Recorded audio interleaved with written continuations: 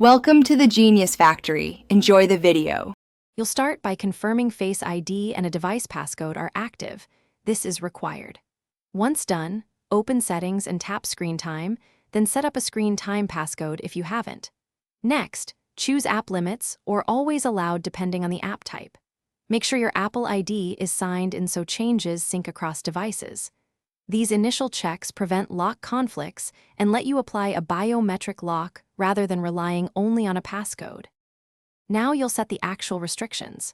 In Screen Time, tap App Limits, add a category or specific app, then set a minimal time limit like 1 minute to trigger the lock quickly. If the app supports native locking, open the app settings and enable Face ID.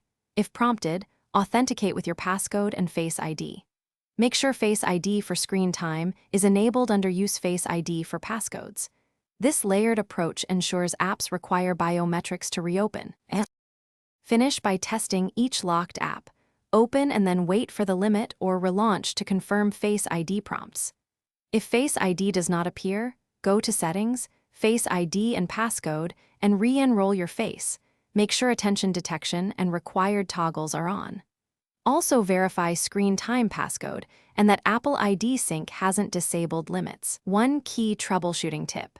Reboot your iPhone after changes to force system services to Thanks for watching. If you found this helpful, don't forget to like and subscribe.